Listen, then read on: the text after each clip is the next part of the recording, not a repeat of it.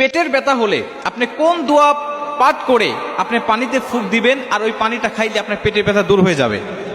আমি আপনাদেরকে সহজ একটি দোয়া আজকে শিখাই দিচ্ছি, একটা সূরা শিখাই দিচ্ছি, যে সূরাটা আপনারা সবাই জানেন, কিন্তু জানেন না যে এই সূরা পাঠ করে পানি পড়তে হয়। শুধু আমি আপনাদেরকে বিষয়টা শিখাই দিই। দেখেন, ইসলামটা একটা স্বয়ং সম্পূর্ণ জীবন বিধান। আল্লাহ পাক পবিত্র কোরআনটা আমাদের জন্য শেফা হিসাবে পাঠিয়েছে। আল্লাহ পাক বলেন, অনুনাজ্জিলু মিনাল কুরআনি মা হুয়া শিফাউ ওয়া রাহমাতুল লিল মুমিনিন। আমি আল্লাহ পাক এই কিতাবটা, এই কোরআনটাকে পাঠিয়েছি তোমাদের সমস্ত রোগের শিফা হিসাবে, সমস্ত রোগের শিফা হিসাবে এই কোরআনটাকে পাঠিয়েছি।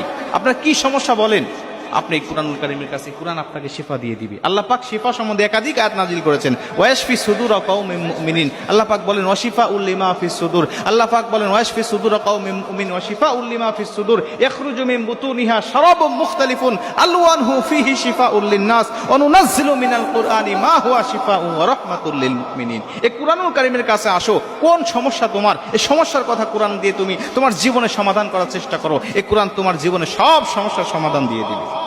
প্রিয় ভাইরা আমার, এই জন্য আমরা শুধু সিস্টেম বুঝি না, সিস্টেম জানি না, এজন্যই আমরা এই সমস্যার মধ্যেই পড়ে আছি, আমাদের সমস্যাগুলো সমাধান হয় না। পেটের ব্যথা হলে আপনি নিজেই পানি পড়ে পানিতে ফু দিয়ে আপনি পানিটাকে পড়তে পারবেন এবং ওই পানিটা আপনি নিজেই খাইতে পারবেন। আমি আপনাদেরকে সহজ নিয়ম শিখাই দিই। আমরা অনেকেই পেটের ব্যথা হলে বা পেটে গন্ডগোল হলে বা পানি পড়ার দরকার হলে আমরা হুজুরের কাছে গিয়ে আধা ঘন্টা দাঁড়ায় থাকি, বা হুজুর নাই অমুক দেশে গেছে তার জন্য অপেক্ষা করতে থাকি। রাত্রিবেলায় পেট ব্যথা শুরু হয়েছে, সকাল হওয়া পর্যন্ত অপেক্ষায় থাকি, ওদিকে সে পেট ব্যথা করতে করতে তার অবস্থা কাহিল হয়ে যায়।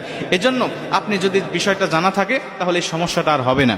আমি আপনাদেরকে বলি, প্রথম নম্বরে আপনি যে সূরাটা পাঠ করবেন এই সূরাটি হলো সূরাতুল ফাতিহা। আপনি সবাই জানেন এই সূরাতুল ফাতিহা, কিন্তু নিয়ম আছে, এই নিয়ম মাফিক আপনাকে পাঠ করতে হবে। আমরা অনেকেই এখন খুব খুশি হয়ে গেছি যে সূরাতুল ফাতিহা তো আমরা সবাই জানি। আসলেই খুব খুশি হওয়ারই কথা, কারণ এটা দিয়েই মূলত হুজুররা পানি পড়ে, কবিরাজরা মূলত এটা পাঠ করেই পানি ফু দিয়ে থাকে। এই জন্য আপনারা এই বিষয়টা পড়বেন, কিন্তু নিয়মটা হলো প্রথমত আপনি অবশ্যই আপনার শরীর এবং আপনার কাপড়টাকে পাক রাখতে হবে। নাপাক গায়ে নাপাক শরীরে যদি আপনি পানিতে ফুঁক দেন, ওই ফুঁকে কোনো কাজ হবে না। ওই পানি পড়ায় আপনি খাইলে পরে কখনোই আপনার পেটের ব্যথা ভালো হবে না। অবশ্যই আপনার পোশাক পাক থাকতে হবে, শরীর পাক থাকতে হবে। এবং তিন নম্বর নিয়ম হলো আপনি অবশ্যই সূরাতুল ফাতিহা পড়ার শুরুতে বিসমিল্লাহির রহমানির রহিম বলে নিঃশ্বাস না ফেলাইয়া, দম না ফেলাইয়া, ওয়াকফ না করে আপনি এক নিঃশ্বাসে আপনি সূরাতুল ফাতিহার প্রথম আয়াত পর্যন্ত আপনি পড়ে যাবেন। যেমন বিসমিল্লাহির রহমানির রহিম আলহামদুলিল্লাহি রাব্বিল আলামিন, এরপর আপনি দম ফেলালেন, তারপরে আর রহমানির রহিম, এরপরে আপনি এক এক আয়াত করে আপনি পড়ে যান, কোনো সমস্যা নেই।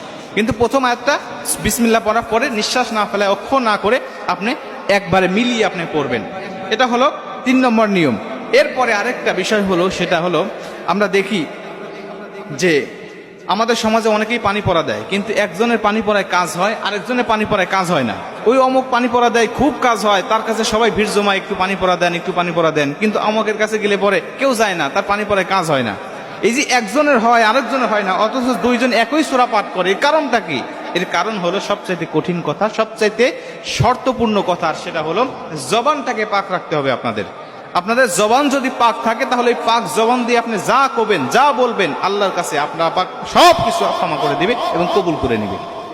এখন জবান পাক নাপাক হয় কিভাবে, পাক রাখবেন কিভাবে? নাপাক হওয়ার মধ্যে প্রথম নম্বর যে শর্ত, সেটা হলো ওই জবান দিয়ে যদি আপনি মিথ্যা কথা বলেন তখন ওই জবানটা নাপাক হয়ে যায়।